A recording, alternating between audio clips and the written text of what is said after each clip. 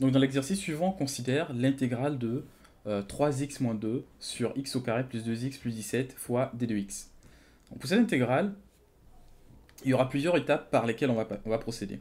Donc la première chose à remarquer, c'est que euh, on a ici deux termes. Donc on peut penser tout naturellement qu'on peut séparer l'intégrale en deux sous-intégrales. Donc on aura l'intégrale de 3x sur x au carré plus 2x plus 17.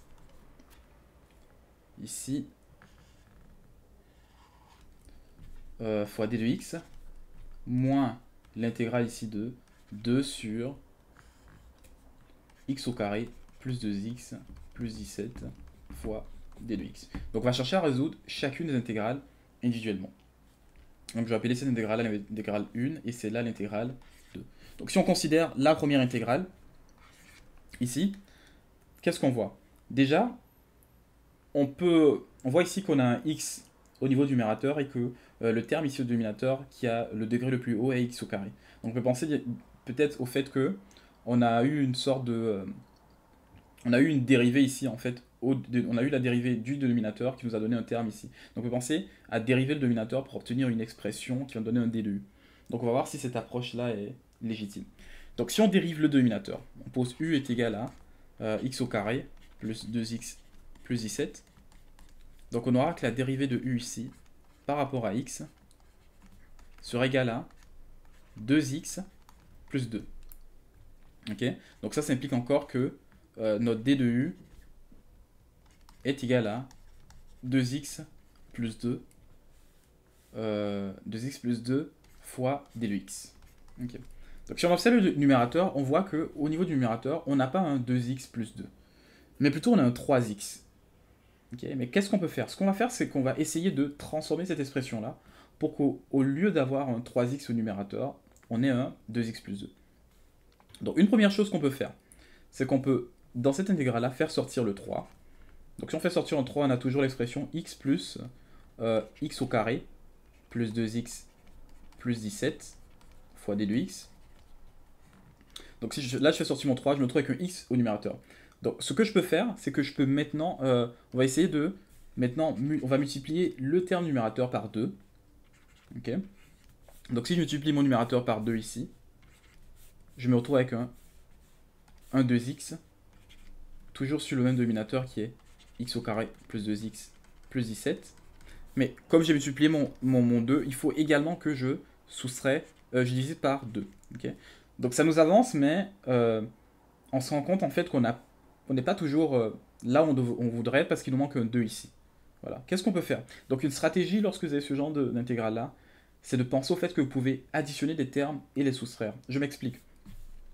Ici, il n'y a rien qui m'empêche en fait de réécrire mon expression comme étant 2x plus 2 moins 2. Okay. Donc quand je fais mon expression, j'écris 2x plus 2 moins 2. En fait, l'addition ici, la soustraction se cancelle et c'est comme si j'avais exactement le même terme. Donc on se retrouve 2x plus 2 moins 2.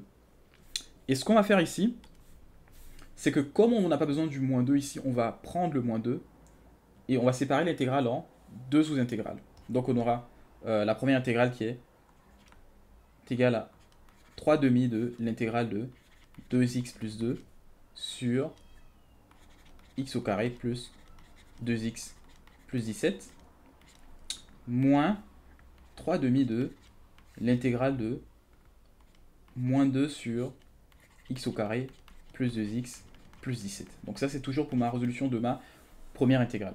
Ok. Donc si on considère le premier terme de cette intégrale là, le 3 demi de l'intégrale de 2x plus 2 sur x au carré plus 2x plus 17, ce que je peux faire ici c'est que j'ai oublié mes d de x ici, d de x ici, et un d de x ici également. Donc ici, on a obtenu la forme qu'on veut. Donc on peut poser ici que cet élément-là, le numérateur est égal à d de u, et le dénominateur ici est égal à u.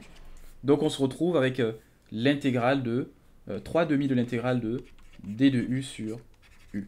Donc on sait comment résoudre ça, on sait que ça nous donne 3 demi de ln de valeur absolue de u, plus une constante que je vais appeler C1. Ok. Donc on n'est pas encore tiré d'affaire parce qu'il nous reste encore ce deuxième terme à évaluer. Et il nous reste également le terme de la deuxième intégrale ici à évaluer. Le moins 2 sur x au carré plus 2x plus 17. Donc étant donné que ici, les deux intégrales sont assez similaires, hein. C'est des constantes sur mon terme au dénominateur. Ici aussi, j'avais une constante sur mon terme au dénominateur. Donc, ce que je vais faire, c'est que ici, ici c'est un plus. Ce que je vais faire, c'est que on va regrouper ces deux intégrales-là ici. Donc, j'aurai un autre terme évalué qui sera 3 demi de l'intégrale de moins 2. Donc, je vais faire sortir le moins ici. J'aurai 2 ici sur x au carré plus 2x plus 17 d de x. Et à ça, je vais soustraire... À ça, je vais soustraire mon expression ici qui est 2, qui est l'intégrale de 2 sur x au carré plus 2x plus 17 fois d de x. Ok. Donc, si on additionne ces deux termes-là, on obtient une autre intégrale qui est la composée de deux intégrales. On obtient ici, donc on voit ici que déjà que les 2 et les 2 se simplifient, on aura moins 3. On obtient moins 3, moins 2 sur x au carré plus 2x plus 17 fois d de x. Donc là, c'est égal encore à moins l'intégrale de 5 sur le dénominateur qui est x au carré plus 2x plus 17. Ok. Donc il y a une bonne stratégie pour résoudre cette intégrale-là. Donc j'ai une constante au numérateur et j'ai un dénominateur ici qui est égal à x au carré plus 2x plus 17. Donc cette forme-là en fait d'intégrale ressemble aux intégrales de la forme arctane. Okay. Donc si on a une intégrale de la forme arctane, ici un petit rappel, lorsqu'on a l'intégrale de 1 sur u au carré plus a au carré, cette intégrale-là nous donne encore 1 sur a arc tangente de u au carré sur a. Donc ça c'est une formule à se rappeler. Et on voit ici qu'on a une forme à peu près similaire. On a une constante ici sur un terme ici au dénominateur. Donc on va essayer de transformer cette expression-là pour retrouver cette formule. Donc ici je peux faire sortir mon moins 5 pardon, de mon intégrale. Et j'obtiens moins 5, l'intégrale de 1 sur x au carré plus 2x plus 17. On va essayer de transformer ici le dénominateur pour qu'il ressemble à deux termes ici carrés, okay, une addition de carrés. Donc qu'est-ce qu'on peut faire? Donc ici je vois que j'ai x au carré plus 2x plus 17 qui est mon dénominateur. Donc comment je peux transformer ce terme-là? Donc si on fait attention, on voit qu'on a un x au carré plus 2x. Donc ça veut dire que on se rappelle que lorsqu'on a x plus 1 fois x plus 1 okay, au carré, on obtiendra ici un x au carré plus 2x plus 1. Okay. Donc ici, si j'ai x1 plus 1 au carré, j'aurai x au carré plus 2x plus 1. Donc je peux transformer mon expression ici. Si je la transforme, ça me donne encore x au carré plus 2x plus 1 plus 16. Donc mon 17 devient un 1 plus un 16. Et là, je peux réécrire cette expression-là comme étant x plus 1 au carré plus 4 au carré. Parce que 16 c'est égal à 4 au carré. Donc, j'ai effectivement la forme que je veux ici. Ça, c'est la forme que je souhaitais initialement pour mon dénominateur. Donc cette intégrale-là, en fait, cette valeur-là, je peux la réécrire comme étant moins 5 fois l'intégrale de 1 sur x plus 1 au carré plus 4 au carré.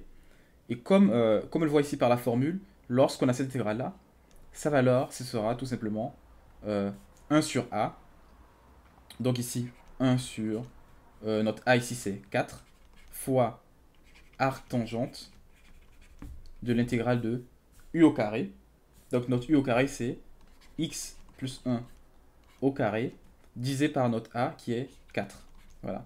Et comme ici on a un moins 5 devant, il ne faut pas oublier qu'ici on aura un moins 5 ici sur le 4. Donc on obtient moins 5 quarts fois arctan de x plus 1 au carré sur 4 plus une constante que j'appelle C2.